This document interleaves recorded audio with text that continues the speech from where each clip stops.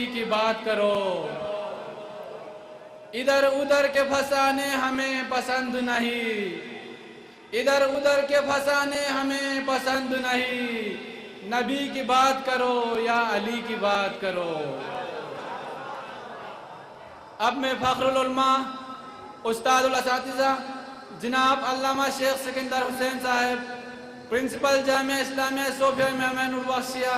Trust registered Karachi کو دعوت دیتا ہوں کہ آپ یہاں تشریف لا کر اپنے خیالات کا اظہار کریں۔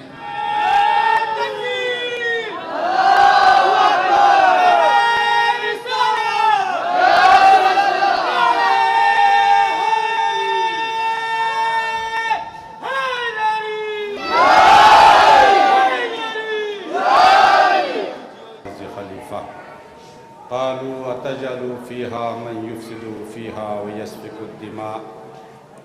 ونحن نسبح بحمدك ونقدس لك قال إني أعلم ما لا تعلمون۔ جناب صدر جلسہ الحاج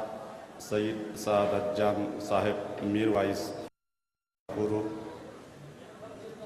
محترم مہمان خصوصی جناب خورشید عالم صاحب، فرزند ارجمن سید علی شاہ مرحوم میر وائس خانقاہ معلیٰ گلشن کبیر، دیگر علماء کرام، مہمانان گرامی، شرکائے جلسہ، رسول گرامی کی بابرکت روز سعید ولادت کی مناسبت سے امام حجت حضرت امام محمد مہدی علیہ السلام، ائمہ معصومین اور بزرگان دین کے لیے خاص طور پر مسلمانان عالم اور جلسے میں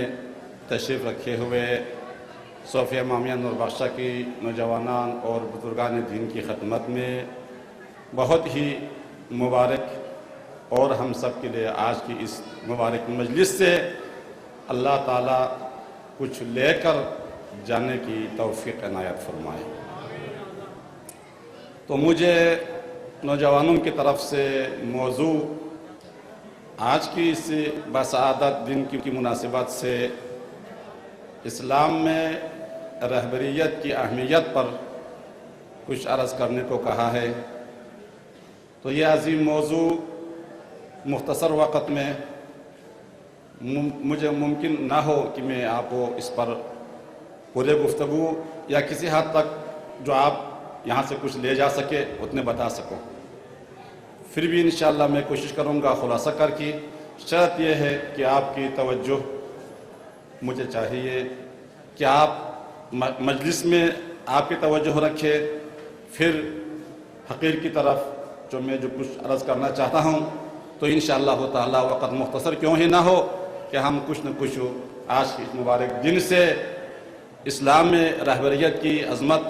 سے متعلق کچھ سمجھ کے کچھ لے جائیں گے۔ تو انشاءاللہ تعالی ہمارے یہاں جو وقت نکال کے ہم یہاں آئے ہیں اس سے ہم مستفید ہو کر کی اور ہم اس سے فائدہ لے کر کے انشاءاللہ ہم جائیں گے۔ اللہ تعالیٰ نے اپنے کلام پاک میں فرمایا کہ اپنے نبی سے خطاب کرتے ہوئے، اے میری محبوب، اے میرے نبی، اے میری محمد، اے میرے محبوب،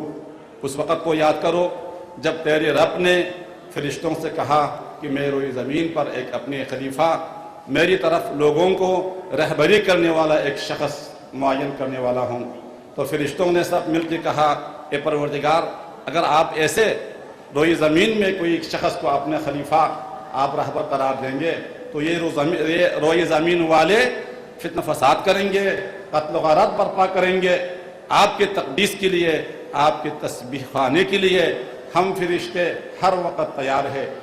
اللہ تعالیٰ نے اس وقت اٹل فیصلہ دے کر کہا، یہ بات جو میں جانتا ہوں تم نہیں جانتا، تعین رہبری کیسے کرنا ہے وہ میں نہیں جانتا ہوں، میں تم کو صرف اطلاع کے لیے بولا ہوں کہ میں تعین رہبری کر رہا ہوں، تم سے مشورہ کرنا یا نہ کرنے کے لیے میں نے نہیں کہا ہے، میں نے تمہیں صرف اطلاع دیا ہے بصورت سوال کی کہ میں یہ کرنے والا ہوں۔ اللہ کے کرنے کے ارادہ اللہ کی فعل سے الگ، اللہ کے فعل اللہ کے ارادے سے الگ نہیں ہے۔ وہاں اللہ نے کہا کہ انی عالم ما لا تعلمون، رہبری کی باری میں نے رہبر کس کو بنانا ہے، میں نے خلیفہ کس کو بنانا ہے، میری خلیفے کو میں نے کیا پاور دینا ہے، میری رہبر کی ذمہ داری میں نے کیا رکھنا ہے، اس کو میں جانتا ہوں، تم نہیں جانتا۔ اللہ تعالیٰ نے پہلا اپنے خلیفہ روئی زمین پر حضرت آدم کو بنا کے بھیجا، اور حضرت آدم کی اطاعت اس وقت جتنے مخلوقات تھے انسان کے علاوہ اور دیگر سارے مخلوقات کائنات میں موجود تھے، ان سب پر حضرت آدم ہمارے نبی اول کی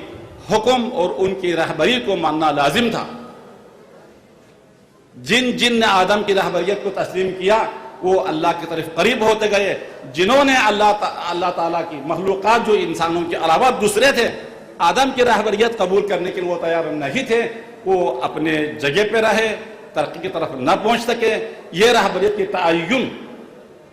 اہمیت رہبریت حضرت آدم سے شروع ہوئے۔ اللہ تعالیٰ کا پہلا رہبر انسان کو آپ تک، خدا تک لے جانے کے لیے رہبریت کے حکم میں جو رہے کامیاب رہا، رہبریت کے حکم سے جنہوں نے عدول کیا وہ ناکام ہوئے، اور رہبریت کے حکم سے عدول انسان کی شکستگی اور انسان کی ناکامی کی طرف ہر انسان سے پہلا قدم شمار ہوتا ہے۔ حضرت صالح آئے، جب تک مانے رہے ٹھیک، رہبریت کو انکار کیا، ان کے اوپر اللہ کے غضب نازل ہو گیا۔ حضرت لوط رہبر بن کے آیا، اللہ نے کہا یہ میری رہبر ہے، ماننے والے مان گئے، نہ ماننے والوں پر جب رہبر کے حکم سے عدول شروع کیا اللہ نے ان پر غضب بھیجا۔ لوط آئے، ان کی قوم کو یہی ہوا، نوح تشریف لائے، ان کی قوم کو یہی صورت۔ حضرت محمد مصطفیٰ صلی اللہ علیہ وآلہ وسلم، آج ہم عید کی ان کی ولادت کی مناسبت سے یہ روز باسعادت ہم منا رہے ہیں، آپ تشریف لائے، آپ کے اپنے حیات مبارک طیبہ تک آپ اللہ کی طرف سے انسانیت کے لیے، انسان کی معدہ مخلوقات کے لیے آپ بانوان رہبر کی تشریف لائے، آپ کی رہبری میں سب لبیک کہتے جمع ہوا، تو اس وقت اسلام اور انسانیت ارتقاء کی اس اعلیٰ منزل تک پہنچ گئے کہ سب دنیا مان گئے کہ ہاں رہبر واحد کے حکم کو ماننے سے انسان کی ترقی کہاں تک پہنچتا ہے۔ رسول گرامی کی وفات کی بات، اسلام کی رہبر رسول نے جو اللہ کے حکم سے معین فرمایا بشریت کی ترقی کے لیے، بشریت کی کامیابی کے لیے، بشر کو، انسانیت کو اللہ سے قریب کرنے کے لیے، نبی کریم حضرت محمد مصطفیٰ صلی اللہ علیہ وآلہ وسلم نے اللہ کے حکم سے امام علی حضرت مولا متقیان رہبر انسان بنایا۔ اس عظیم رہبر انسان کی حکم میں اس وقت جب اختلاف پیدا ہو گیا، فوراً نبی کی زندگی کی بات، امت اسلامیہ اختلاف کی شکار ہو گئے۔ علی علیہ السلام کے لیے وہ مصیبتیں، آپ ان سارے مصیبتوں سے آپ کا واسطہ ہوا۔ اب تک ابھی بھی ہم اس وقت کی رسول نے رہبر کے لیے امیر مومنان کو منتخب کیا تھا، اس کو نہ ماننے کی وہ سزا آج بھی ہم مختلف شکل میں، پراکندگیوں میں، اسلام میں اختلاف اور ہمارا یہ سارے کے سارا اس چیز کا نتیجہ ہے۔ تو یہ رہبر الہی انبیاء کی سلسلہ ختم ہونے کے بعد رہبر اسلام کی رہبریت ائمہ میں منتقل ہوئے۔ 12 ائمہ میں سے ہمارے 12واں برج، ہمارے 12ویں رہبر اس وقت غیب میں تشریف رکھتے ہیں۔ ان کی نیابت میں اللہ کی طرف سے منصوص من اللہ جو رہبر ہمارے لیے بھی تھے، امام حجت ہیں، ان کے رہبریت میں، ان کی اجازت سے ہمارے پاس سلسلہ ذہب نامی ہمارے سلسلے کی بزرگان، ہمارے مسلک کی اسلام کے لیے رہبر ہمارے پاس منتخب ہوتے آئے۔ میں ساروں کی طرف جانا نہیں چاہتا، میں صرف کیونکہ ہم اس زمانے کے لوگ ہیں اور جوان اس زمانے میں ہم زندگی گزار رہا ہے، جیسے کہ محترم یونس صاحب نے اس کے بارے میں آپ کو کسی حد تک قریب لایا ہے، جو میں عرض کرنا چاہوں گا۔ رہبریت کے اوپر جب تک ہم متحد رہے، آپ متحد ہو کر کے آپ کی طاقت سب کچھ بحال رہا۔ جب رہبریت کی حکم پر سے جب ہم نے اختلاف کرنے لگے تو ہمارے شیرازہ بکھر گئے، ہم مختلف ٹولوں میں تقسیم ہو گئے اور کمزوری ہم میں آ گیا۔ اب ہم اس موجود اس ماحول میں ہم ہیں، ہم میں سے ہر کوئی بہتر جانتا ہے۔ تو اس مسئلے سے متعلق میں مختصر سے رہبریت کے بارے میں اس وقت ہمارے رہبر